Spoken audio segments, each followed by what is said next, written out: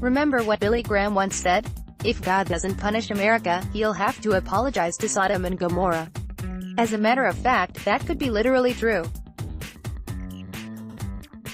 What were the sins of Sodom and Gomorrah?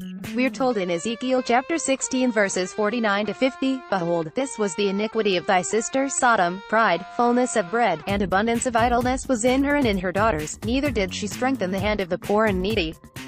And they were haughty, and committed abomination before me, therefore I took them away as I saw good." God sure did take them away, in a hail of fire and brimstone so powerful it turned Lot's wife into a pillar of salt when she turned around for a look at their former home. That list of sins sounds very familiar, doesn't it? Is there anything there Americans have not done in recent generations? I think not.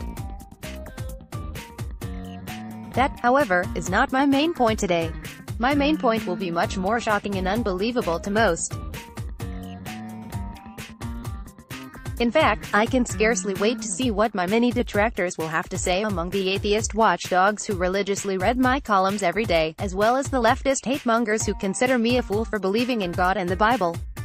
Here it is: Sodom and Gomorrah are going to be restored. Whether you're going to Israel with Joseph Farah or not this fall, experience the restitution of all things, Israel, Christians and the End of the Age, his book about the coming kingdom of restoration. That's the rest of the story of Ezekiel chapter 16. When God restores the whole world, starting with Israel and Jerusalem when Jesus returns, he's also going to revive Sodom and Gomorrah, which, interestingly enough, has recently been discovered and excavated.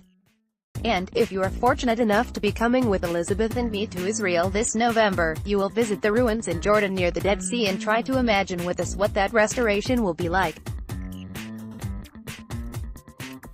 I can already hear the guffawing of my skeptical critics. But pay close attention. Here's what God says about the restoration of Sodom and Gomorrah in Ezekiel chapter 16. In verses 53 to 63, he goes on to say that when Israel is restored, so will be Sodom and Gomorrah and Samaria, as well. He's going to do it to illustrate Israel's sins of the past, the way the nation walked away from God in the midst of the destruction of Sodom and Gomorrah, so it can experience shame as well as be a comfort to the Sodomites. When thy sisters, Sodom and her daughters, shall return to their former estate, and Samaria and her daughters shall return to their former estate, then thou and thy daughters shall return to your former estate, we are told in verses 55 to 57. For thy sister Sodom was not mentioned by thy mouth in the day of thy pride, before thy wickedness was discovered. Quote, view of Tal el-Hammam, which archaeologists say may be the biblical city of Sodom. Image courtesy Tal el-Hammam excavation project addressing Israel. God, speaking through Ezekiel, says in verse 60, Nevertheless I will remember my covenant with thee in the days of thy youth, and I will establish unto thee an everlasting covenant. Get Joseph Farah's latest book, The Gospel in Every Book of the Old Testament, in ebook now at Amazon. A new release, with the hardcover coming this September. And that's the story of the coming restoration of Sodom and Gomorrah, not to mention Israel and the rest of the world.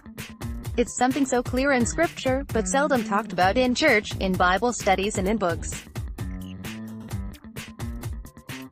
How often do we hear about how Jesus is going to restore the world to the way it was intended before the fall of man? Come with me to Israel this fall if you want to see the early stages of this restoration already underway. It's what no other tour guides discuss. It's what no other tour emphasizes. It's the good news of the gospel of the kingdom, as preached by Jesus. There's really only one place in the world you can visit to see it happening: Israel. Don't miss this trip. Call right now, in fact, to get all the details you can't find on the WND Israel Tour website. The number for information is 866-267-2511. But if for some reason this November is not even a possibility for you, we are planning another tour in 2019, this one a luxury Mediterranean cruise that begins in Rome and continues through Israel. Different strokes for different folks.